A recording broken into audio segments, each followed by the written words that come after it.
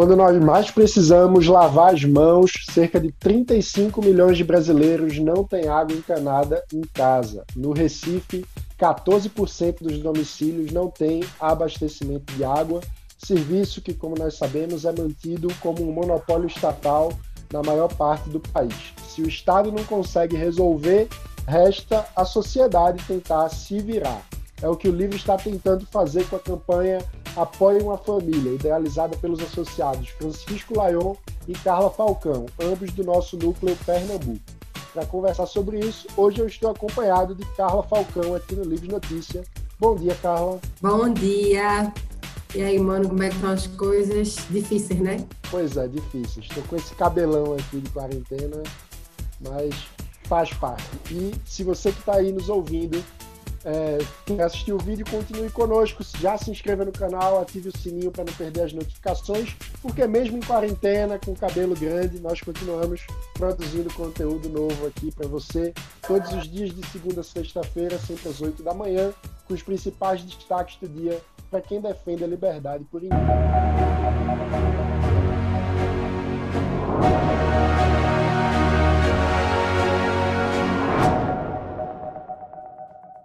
Licença, mano, eu tô aqui hoje sem maquiagem, tava jogando Age, ganhando todas as partidas, mas é por uma boa causa, a gente tá aqui para compartilhar a experiência de Pernambuco e de repente inspirar pessoas em outros estados. Maravilha. Carla, vamos falar um pouco sobre essa campanha Apoie uma Família. Eu queria, antes de falar da campanha em si, que você explicasse um pouco sobre qual problema a campanha tenta lidar, né? Tenta resolver. Então, aqui no Recife, 14% das famílias não tem água encanada, não tem água na torneira. Além disso, várias comunidades sofrem com um problema. Elas têm água encanada, mas o abastecimento deixa muito a desejar. É tipo assim, chega água hoje, aí só chega daqui a 15 dias, aí chega de madrugada e chega bem fraquinha a água. Então, essas famílias, elas vivem na expectativa da água chegar. É o famoso racionamento.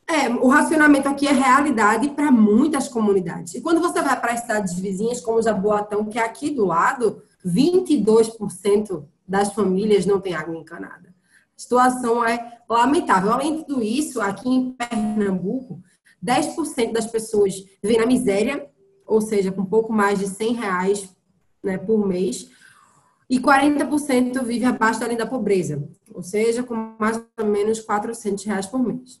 E essas pessoas vivem muito de bico, né? E num momento como esse, como é que você chega e diz para essas pessoas, lave suas mãos com água e sabão?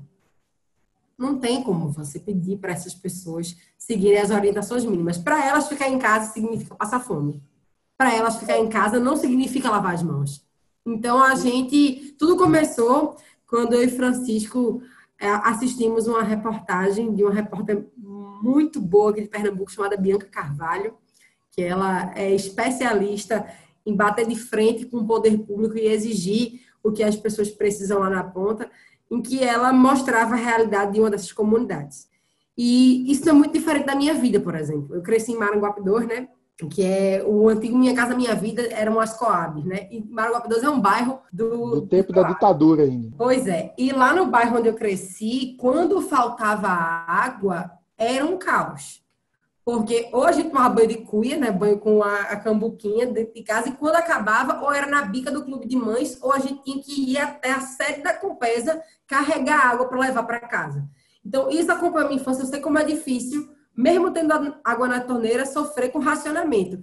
Imagina essas outras famílias. E aí, como a gente, aqui no Livres Pernambuco, tem uma presença muito forte na periferia, a gente começou a mapear as pessoas que já são nossas parceiras para poder saber quais são as famílias que estão precisando chegar até elas. A gente lançou uma vaquinha na internet. Inclusive, deixa eu só fazer um intervalo. Uma dessas pessoas que vocês mapearam é a Patrícia, da comunidade de Sucupira, em Jaboatão dos Guararapes. Vamos ver o vídeo dela. E nós temos enfrentado muitos problemas. A Água-Pesa não chega aqui na comunidade, aqui é a Rua Hortência. E estamos, nesse momento do Covid-19, com dificuldade de higienização das mãos. As caixas só vivem assim, nesse estado, vazias, sem água. Aqui é um lugar que nós temos muita criança, idosos, velhos, não é verdade? Essa é a moradora daqui, Cláudia, que tem me ajudado aqui a mostrar essa realidade aqui. E, infelizmente, nós estamos nesse momento carentes demais da cooperação de vocês. Nós vamos agradecer muito. Muito obrigada. Essa é a nossa realidade.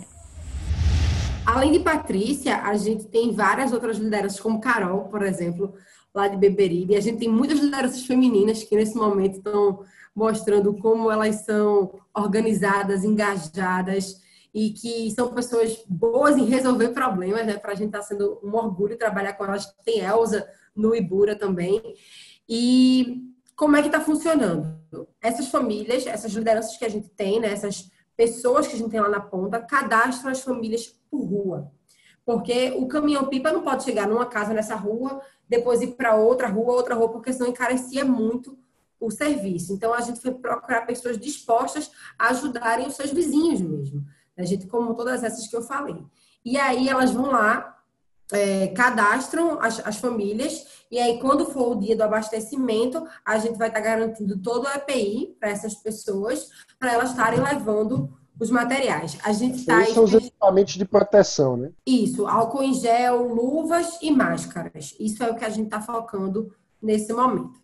Além de tudo isso, a gente está fechando uma parceria com a Souza Cruz, que já está fazendo esse trabalho de abastecimento em outros estados, como no Rio de Janeiro. A gente teve esse contato com o pessoal do União Rio, depois de uma live do Livres, inclusive, e aí a gente vai estar contando com esse apoio para poder fazer a distribuição.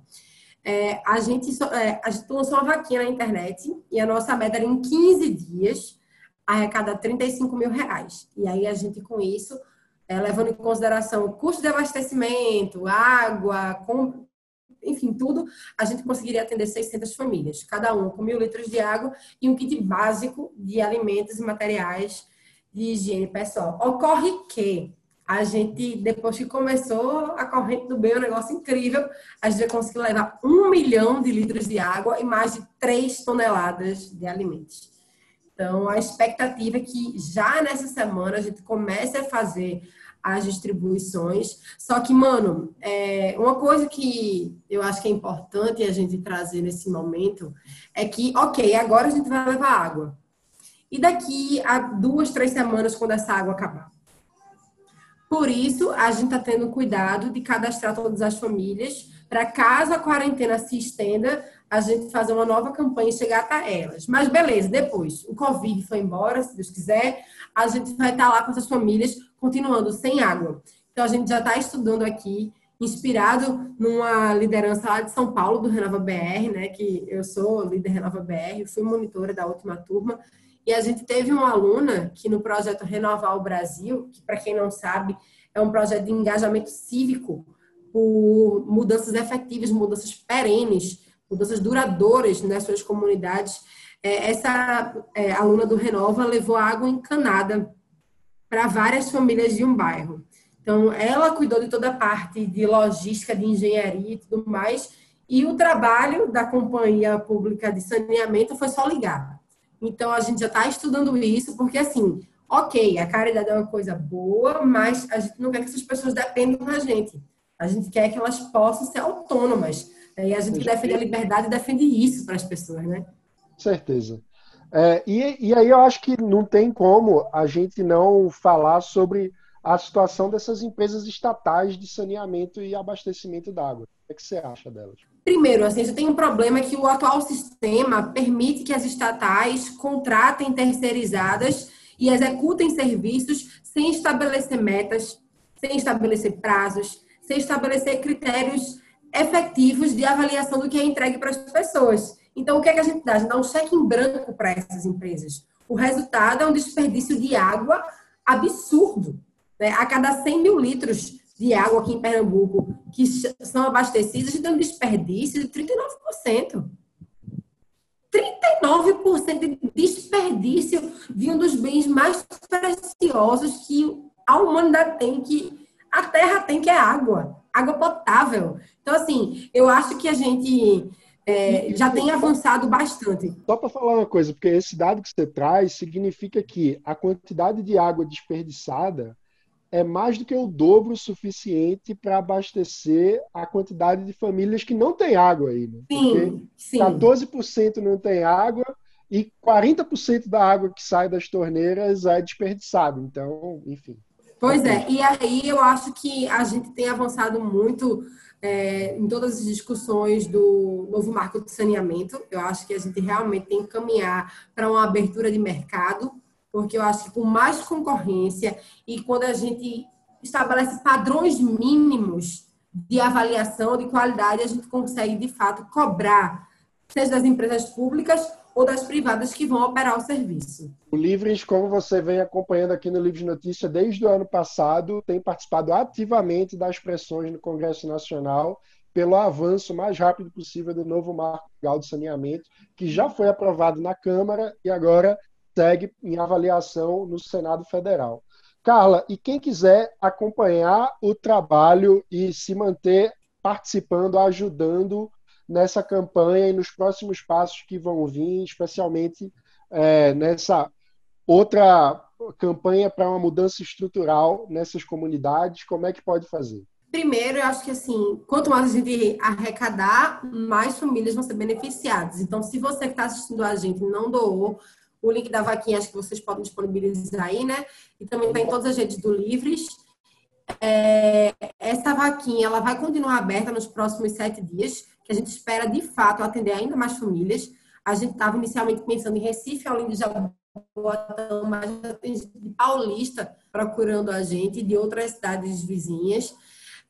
Além disso, tem as minhas redes sociais, Carla com K, F Falcão, vocês puderem deixar também os links aí pro pessoal. Tem as redes de Francisco, as próprias redes do Livres. E, mano, eu queria deixar um agradecimento mais que especial a Rafael Lima e todo mundo que faz o Ideias Radicais e que acompanha o Ideias Radicais.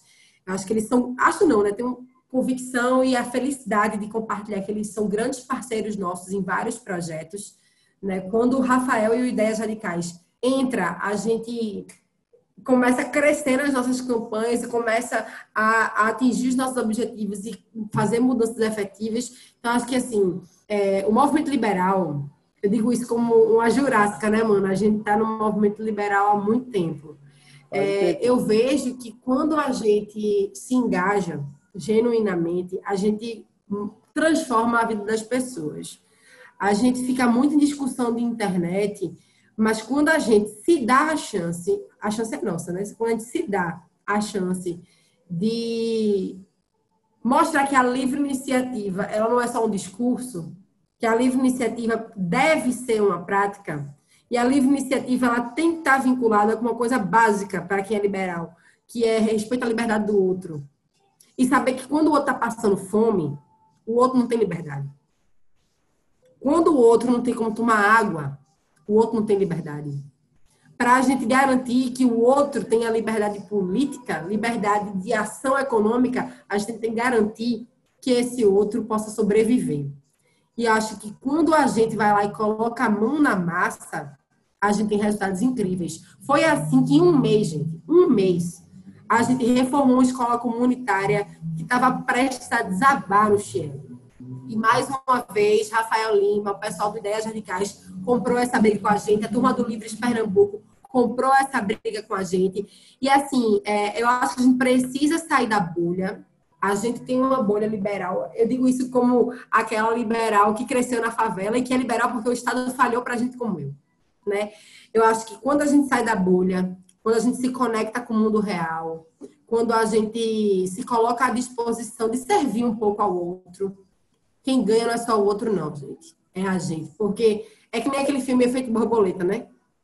Faz uma coisa aqui, gente, o ciclo que a gente tá mexendo é muito forte. Então, assim, um recado que eu queria deixar para todo mundo do movimento liberal que está, de fato, comprometido em construir um mundo melhor. Seja esse agente de transformação que você quer ver na sua cidade. A gente aqui em Recife tem conseguido fazer coisas muito significativas.